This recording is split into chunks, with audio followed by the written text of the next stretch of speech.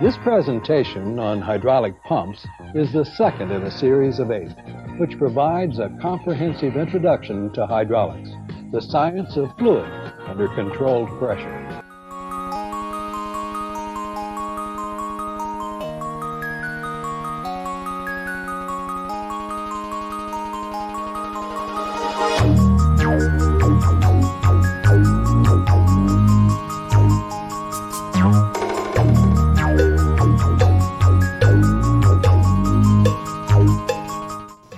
I'm Paul Cook for Sperry Vickers.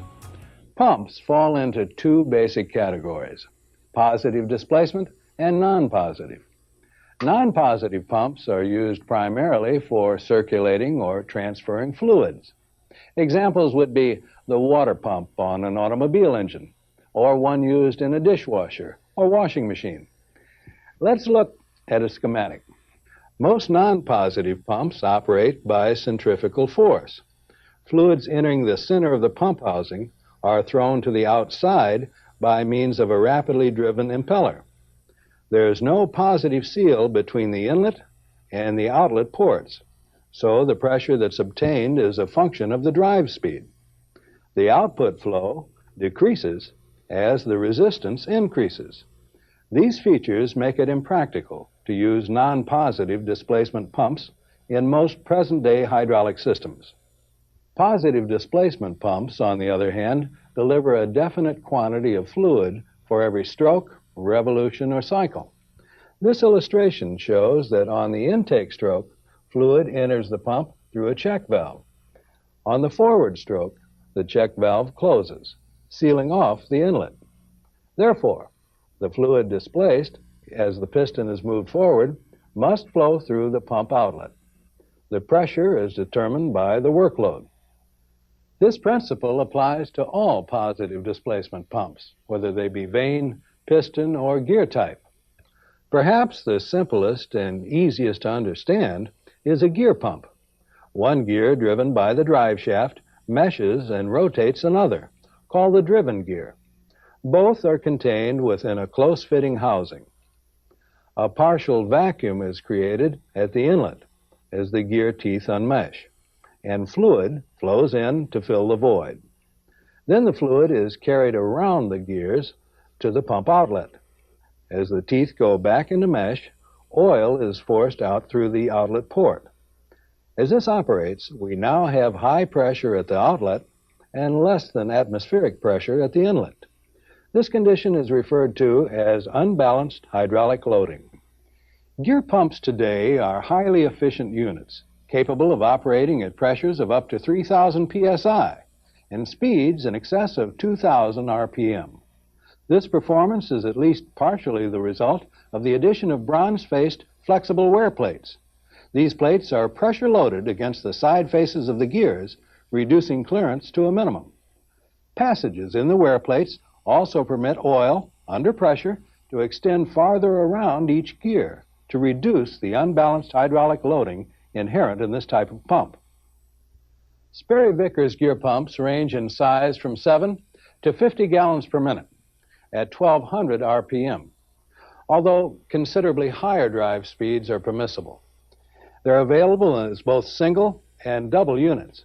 Other manufacturers have gear pumps that are rated as high as 100 gallons per minute.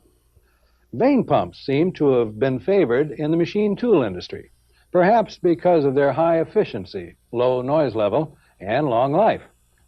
In an unbalanced vane pump, a slotted rotor is splined to the drive shaft and revolves inside a cam ring. Vanes are fitted into the rotor slots and follow the inner surface of the ring as the rotor turns. A minimum starting speed of 600 RPM will throw the vanes out. Then, centrifugal force and pump outlet pressure under the vanes hold them against the ring.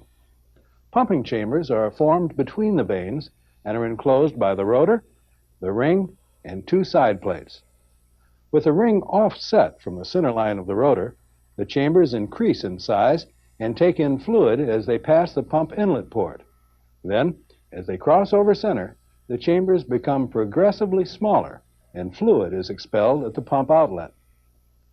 This pump has a somewhat limited pressure capability because of its unbalanced hydraulic loading. Its displacement, however, can be varied or even be reduced to zero by moving the ring towards the center line of the rotor. Now, a balanced vane pump operates in the same manner as an unbalanced unit, the difference being that the inner contour of the ring is an ellipse rather than a circle. This configuration forms two sets of pumping chambers. They're on opposite sides of the rotor, but are interconnected through passages within the housing. Forces caused by pressure buildup on one side are canceled out by equal but opposite forces on the other. The displacement of a balanced design vane pump cannot be adjusted. However, interchangeable rings with different cam contours or widths are available, making it possible to quickly modify a pump to increase or decrease its delivery. Another modification we sometimes require is to reverse the drive shaft direction. We would, however, have to ensure that the flow direction within the pump is not reversed. The key to this situation is in the repositioning of the ring, so that the major diameter of the inner cam is rotated 90 degrees from its original position. By doing this, the pumping chambers will continue to increase in size as they pass the inlet porting and decrease at the outlet. Flow through the pump will then remain the same, even though drive shaft rotation has been reversed. Now, let's focus on three different types of balanced vane pumps Sperry Vickers currently manufactures. All are similar in operation, but differ in construction and pressure capabilities. We'll first discuss the pump patterned after the original model, patented by the company's founder, Mr. Harry Vickers, in 1925. Called the V104 series round pump, it has a replaceable pumping cartridge, which consists of a ring, rotor, and vanes sandwiched between two bronze bushings, each containing two inlet and two outlet ports. Hubs on the rotor fit into supporting hubs in the bushings, which serve as bearings. The drive shaft only requires a small pilot bearing in the pump cover and a somewhat larger one at the front to accommodate any minimal side loading. A 2-diameter pin keys the cartridge assembly together and fits into one of two holes in the pump body, which are located 90 degrees apart. The hole that we select determines whether the pump is assembled for right or left-hand rotation. The pump cover serves as a clamp to hold the cartridge assembly together. Care must be exercised when tightening the cover bolts, as over-tightening may cause the pump to seize. Under-tightening will result in loss of efficiency. The V104 is an extremely quiet and efficient pump, but its pressure and drive speed limitations of 1,000 psi and 1,200 RPM limit its use in many of today's applications. So, where higher pressure and drive speeds are required, as in most mobile vehicle applications, the Sperry Vickers Model V20, or square pump, is more apt to be found. With permissible speeds up to 3,400 RPM and pressure capabilities of 2,500 psi, it's well suited to many vehicle applications. In this pump, the rotor and vanes are held against the machine surface of the body by a spring-loaded pressure plate. The outlet port is in the pump cover, enabling outlet pressure to assist the spring in holding the pressure plate firmly in position. The square cover permits the outlet port to be assembled in any of 4 positions with relation to the inlet, which is in the body. This, of course, simplifies piping during pump installation. By removing the cover, we can see the 2 pressure passages through the pressure plate, as well as the small holes which direct oil at outlet pressure to the underside of the vanes. With the pressure plate removed, we can see that the slots in the rotor are radial, and while it may be more difficult to see, the vane tips have a symmetrical radius. This means that neither are affected by drive shaft rotation. Pump rotation is established by the position of the cam ring, removing the ring from the locating pins and replacing it with the opposite side facing the pump body automatically rotates the cam 90 degrees, and the pump may be driven in the opposite direction. Arrows on the ring indicate proper rotation. The varying sized holes in the ring are called overpass holes. They improve pump inlet conditions by permitting oil to flow into the cartridge from both the body and the pressure plate side. Reassembling the pump is equally simple. With pressure plate loading being a function of system pressure, it's only necessary to tighten the cover bolts to their specified torque. But don't forget the little spring and O-ring seals. Now we come to the third and final version, the Intravane series. This one is a truly high-performance unit with deliveries of 109 GPM and pressure to 2,500 PSI, 3,000 PSI in smaller units. It, too, is a cartridge-type pump, where the ring, rotor, and vanes are contained between a pressure and wear plate, held together by two small screws. These cartridges, incidentally, are available as pre-tested replacement units to speed pump overhaul and reduce downtime in the field. They're usually assembled for right hand, but can be reversed by reversing the ring, rotor, and vanes. The cartridge is accessible after removing the back cover, which in this case contains the pump inlet port. It may be necessary to grasp the cartridge firmly and give it a slight twist as you pull it out of the body. An O-ring seal and backup ring around the hub of the pressure plate prevent leakage into the shaft seal area, but also resist removal of the cartridge. Now then, you'll note something different when we examine the cartridge.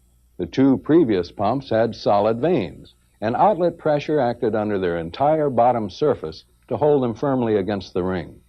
In these pumps, with their large vanes and high pressures, the forces involved could reduce both ring and vane life due to high vane tip loading. Remember, force equals pressure times area. As a remedy, holes were drilled through each rotor segment, extending from its outer surface to the bottom of the vane slot ahead of it. By chamfering the tip of each vane, the pressure at the chamber behind it acted on both its top and bottom surface, keeping it in hydraulic balance. One further step was necessary to be sure that the vanes would follow the contour of the ring at high drive speeds. Now, this was accomplished by incorporating an intravane, or a small insert in each vane, and permitting outlet pressure to act in the small area between them. This pressure, plus centrifugal force, holds the vanes against the ring to assure proper tracking at any permissible speed. The intravane is used successfully in high-pressure machinery and in press circuits as well as mobile vehicles. To make it more compatible with the temperature extremes in which mobile units must operate, bronze-faced steel flex plates have been added to the cartridge assembly. They're much like and serve the same purpose as those mentioned previously in our discussion on gear pumps. Although interchangeable with the original intravane cartridge, they're not required and unlikely to be used for machine tool application at the present time. Piston pumps, because of their high efficiency, high pressure, and high price, were used in aircraft and military applications, as well as in large hydraulic presses, where their costs could be justified. Today, however, simplified designs have lowered their costs, while still retaining the beneficial features of piston-type units. As a result, they're being used in increasing numbers in both mobile and industrial applications. All piston pumps operate on the principle that a piston reciprocating in a bore will take in fluid as it's retracted and expel it on the forward stroke. Two basic designs are available, one known as a radial and the other an axial piston pump. A radial pump has pistons which reciprocate radially in a cylinder block, which rotates on a stationary pendule, and inside a circular reaction ring. Some force, usually charging pressure and/or springs, holds the pistons out against the inner contour of the ring. With the ring offset from the center line of the cylinder block, the pistons reciprocate in their bores, taking in and expelling fluid through porting in the pintle. Moving the reaction ring will change the length of piston travel, thereby varying the pump displacement and output flow. In axial pumps, the pistons are parallel to each other and to the cylinder block axis. They may be either bent axis or inline units. The cylinder block in a bent axis pump rotates at an angle to the drive shaft. The pistons are fastened to the drive shaft flange by ball joints and are forced in and out of their bores as the distance between the cylinder block and drive shaft flange changes. Pumps of this type may be fixed or variable displacement. The latter, with proper controls, will even reverse the direction of flow if the yoke is moved across center. The cylinder block of an inline pump fits over and is driven by splines on the drive shaft. The pistons fit into bores in the cylinder block and attached to shoes. The shoes, in turn, are held against an angled swash plate by a spring-loaded retractor ring. As the shaft and cylinder block are rotated, the pistons reciprocate in their bores as they follow the angle of the swash plate. In fixed displacement units, the swash plate angle is determined by a machined surface in the pump body and cannot be changed. Variable models have a movable yoke which holds the swash plate and permits it to be pivoted to any desired angle up to the maximum displacement of the pump. Here, too, various controls are available, from manually controlled levers to pressure compensators. A compensator is a device which permits full pump delivery up to a preset maximum pressure. When this setting has been reached, a small spool valve shifts and directs fluid into a piston, which destrokes the pump, reducing its output to only what is required to maintain pressure. When outlet pressure drops due to changes in the workload, a spring returns the yoke to its full stroke position. By reducing pump flow, instead of dumping it over a relief valve, heat losses are held to a minimum, with a commensurate saving in energy. Okay, that wraps up our discussion of hydraulic pumps. As I'm sure you've come to realize, the pump is the heart of the hydraulic system, just as your heart serves as a pump for your circulatory system. It isn't a bad analogy at all. An ineffective pumping mechanism means almost as much trouble for a machine tool as it does the human body. I'm Paul Cook for Sperry Vickers.